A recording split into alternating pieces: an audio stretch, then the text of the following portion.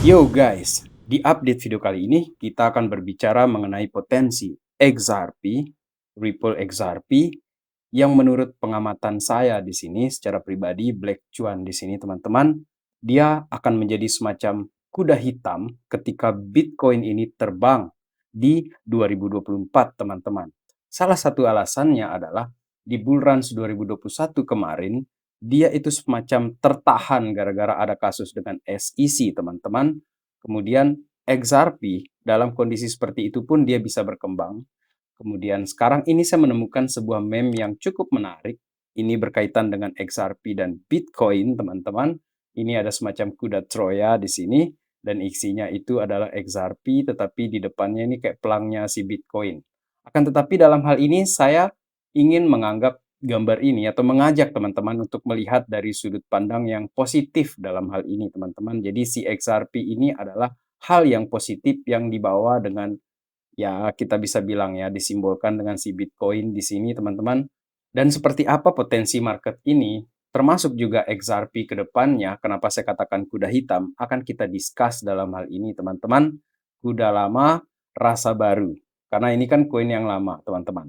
Untuk itu, let's dive in, my friend. Welcome back everyone to Black Cuan. Terima kasih telah mengupdate berita kripto dari channel ini. Teman-teman, selain XRP, kita akan berbicara beberapa hal di sini. Ada Sam Bankman-Fried, kemudian Bitcoin, serta potensi ke depannya. Dan termasuk juga inflows ke market ini, serta bagaimana stablecoin ini akan menunjang bullruns yang akan datang. Dan yang terakhir adalah jangan sampai teman-teman lewatkan, ini berkaitan dengan narasi bullruns 2024. Salah satu bagian dari narasi yang kemungkinan, dan ini patut kiranya untuk kita cermati, teman-teman. Dan ini berkaitan dengan si Elon Musk tersebut, teman-teman. Baik, kita ke yang pertama di sini. Saya yakin teman-teman sudah membaca beberapa headline di beberapa waktu belakangan ini, atau tadi pagi lah kita bilang seperti itu. SBF ini akan dipenjara selama 115 tahun. Dan dia ini di-charge 7 tuntutan, teman-teman. Dan semuanya itu mengarah kepada si Sam Bankman ini bersalah, teman-teman.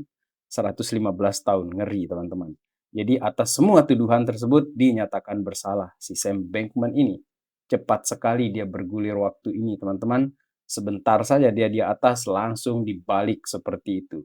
Sementara Bitcoin yang breakout-nya luar biasa dengan confidence terjadi di atas 35.000, teman-teman, kemudian terjadi koreksi.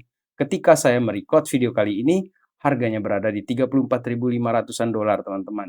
Yang mana menurut saya ini adalah level normal. Kalau koreksi itu normal, teman-teman.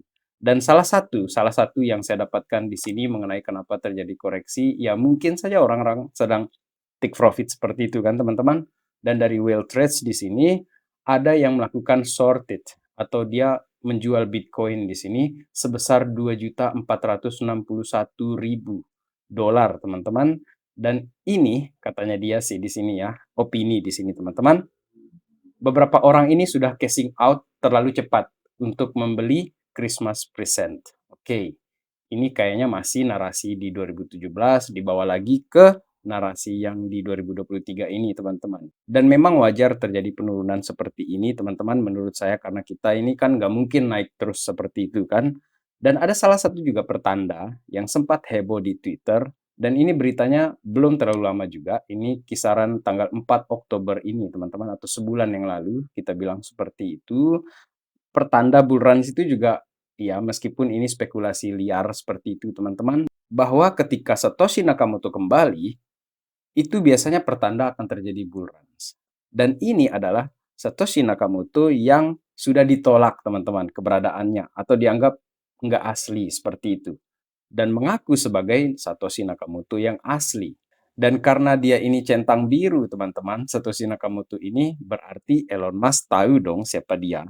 Maka dari itu, teman-teman, filter dari informasi kita ini sangat penting.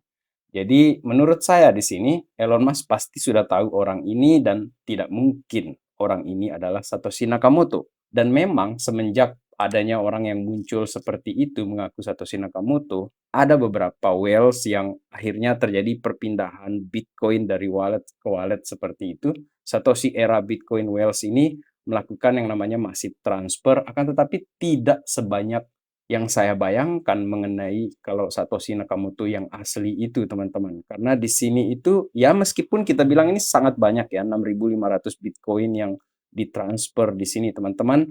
Value-nya ini sebesar 230 juta dolar. Ini luar biasa besar, teman-teman. Akan tetapi menurut saya, Satoshi Nakamoto yang asli itu mungkin paling besar lagi dari ini, teman-teman. Menurut saya, teman-teman. Lagi-lagi saya menganggap ya, teman-teman, bahwa ini semacam ingin menunjukkan, ini loh, Bitcoin ini sedang berjalan besar seperti ini. Dan izinkan saya, teman-teman, untuk menyatakan bahwa ini pertanda bull runs juga, salah satunya.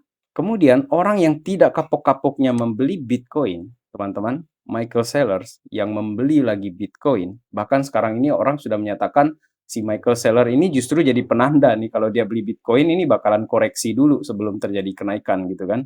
Akan tetapi di kali ini teman-teman, update kali ini saya ingin menyatakan bahwa permintaan terhadap Bitcoin ini akan meningkat sementara supply-nya itu akan terus menurun.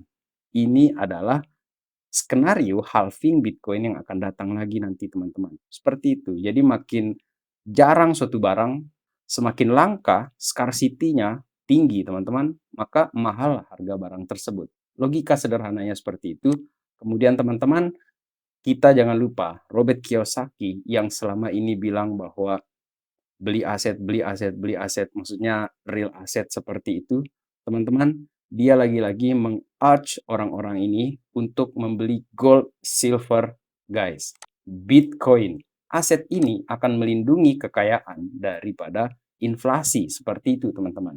Hanya saja sebagai plankton saya di sini, teman-teman, saya harus akui bahwa kemampuan saya itu jauh sekali di bawah orang-orang ini, apalagi paus-paus yang ada di Indonesia. Jauh sekali, saya harus akui sebagai plankton, maksimal bermain di Ethereum ataupun menyicil Bitcoin semampu saya, teman-teman. Dan itu pun dengan uang dingin saya membelinya. Akan tetapi narasi dari kripto ke depan ini itu akan luar biasa. Dan altcoins menurut saya di sini sebagai alternatif, teman-teman, untuk mendapatkan profit nanti di saat bull runs. Itu skenarionya, teman-teman. Seperti dikatakan oleh si Robert Kiyosaki di sini. Dan pertanda mengenai bull runs tersebut adalah ada dari Finbold di sini mengenai 40 billion. Ada 40 miliar dalam bentuk US dollar ini masuk ke dalam crypto market. Dan di bulan November ini, itu dianggap sebagai Bitcoin akan menentukan sikapnya untuk melanjutkan pergerakan. Seperti itu, teman-teman. Bahwa ada koreksi-koreksi mungkin akan terjadi lagi, teman-teman. Akan tetapi menurut saya, Bitcoin ini mulai akan tancap gas, teman-teman. Secara perlahan. Perlahan dulu. Dan berkaitan dengan stablecoin di sini, uang yang banyak di sini teman-teman itu akan masuk ke dalam stablecoin. Dan salah satu update untuk stablecoin di sini ada Sarson Funds di sini mengumumkan Casper stablecoin teman-teman, yang artinya adalah semakin banyak stablecoin itu akan semakin bagus untuk market ini. Artinya banyak pilihan untuk membeli aset-aset kripto menggunakan stablecoin yang mana saja. Dan antusias mengenai banyaknya stablecoin ini menjadi semacam gas tambahan untuk pergerakan harga Bitcoin. Maksudnya gas itu kayak tarik tancap gas motor seperti itu, teman-teman. Akan tetapi bukan Amerika namanya kalau dia tidak mengganggu kita, teman-teman, dalam hal ini. Kita dalam hal ini saya garis bawahi kita yang retail investor, teman-teman. Jadi berita-beritanya itu kita dikasih yang miring-miring seperti itu. Jangan miring-miring, kita bilangnya seperti itu. Tapi Amerikanya miring-miring seperti ini, teman-teman. Karena di sini ada PayPal yang dikasih surat panggilan oleh SEC untuk si PYUSD stablecoin di sini, teman-teman. Katanya di sini sih untuk menyerahkan beberapa data atau spesifik dokumen, teman. Karena beberapa negara di luar Amerika, kita sebut saja UK, itu sudah saya anggap mencapai pada posisi regulasi yang bagus mengenai kripto ataupun stablecoin, teman-teman. Jadi dia akan menjadi semacam center lah di Eropa ini untuk UK.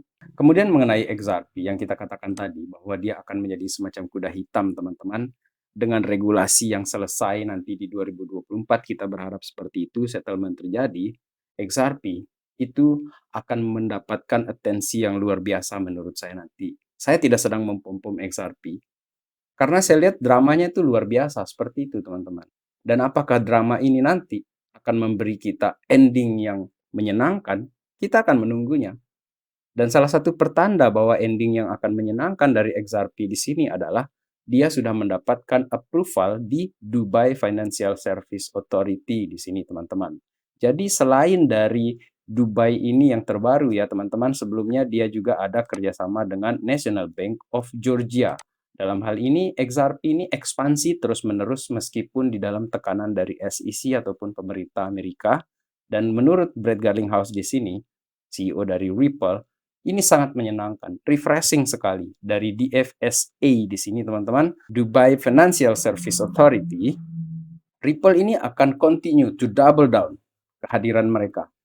Akan meningkatkan terus ini kehadiran mereka di Dubai dan akan terus menambah kerjasama partnership dengan bidang-bidang lainnya ataupun regulator lainnya, teman-teman. Dan ini justru terjadi ketika Bitcoin, Ethereum, dan Litecoin itu merupakan aset yang diterima dengan sangat-sangat akrab di Dubai. Ada juga koin yang lain di sini yang termasuk juga di-approve di sini selain XRP, yakni Toncoin. Ya, jadi kita bisa cermati nih atau kita pantau-pantau nih si Toncoin. Sama seperti XRP yang tetap juga kita pantau-pantau di sini, teman-teman. Kemudian kenapa ini akan menjadi kuda hitam si XRP ini? Selama beberapa waktu ke belakang ini, orang-orang banyak sekali yang meragukan XRP. Tetapi dalam tekanan seperti itu pun, lagi-lagi saya katakan, dia terus berkembang, teman-teman. Partnership-nya dia, kemudian bagaimana dia ini membidani CBDC dari beberapa negara ataupun partnership dengan beberapa negara. Yang terbaru saja ada Bhutan, Palau, Kolombia, Montenegro, dan bahkan Hong Kong, teman-teman, dalam hal ini. Dan masih juga banyak orang yang menganggap XRP ini tidak akan berkembang ke depannya.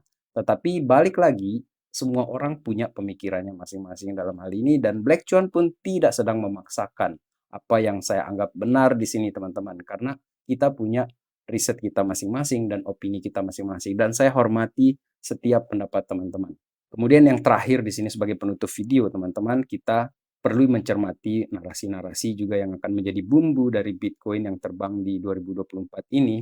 Jadi di sini ada Elon Musk di sini yang melakukan discussion dengan Rishi Sunak, Perdana Menteri dari Inggris. Apa yang mereka bicarakan adalah AI discussion. Mereka membicarakan tentang potensi AI. Kemudian mereka juga berbicara mengenai bagaimana pendekatan-pendekatan yang dilakukan terhadap AI di sini, teman-teman. Jadi saya singkat saja di sini.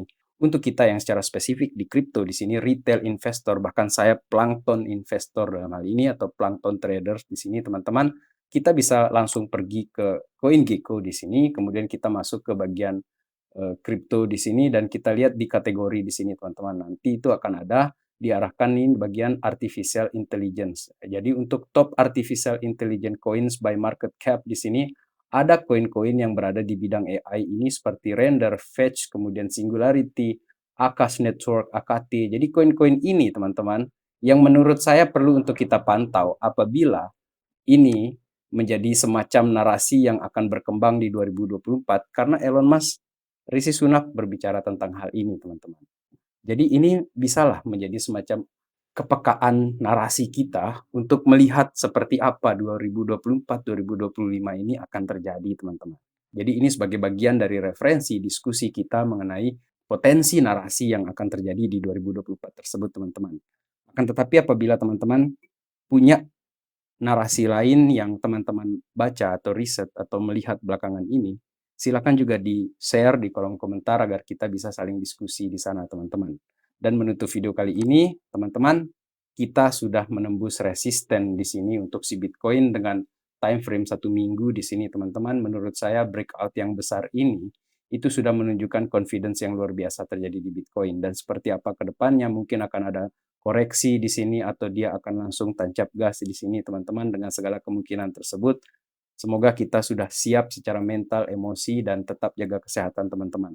Dan apabila teman-teman suka dengan konten Black Chuan, silakan untuk drop the like di sini, klik the like buttonnya, atau jika teman-teman tidak suka dengan konten Black Chuan, bisa klik aja langsung di dislike-nya, teman-teman. In the meantime, let's enjoy the ride, guys. Salam Black Chuan. Peace, my friend.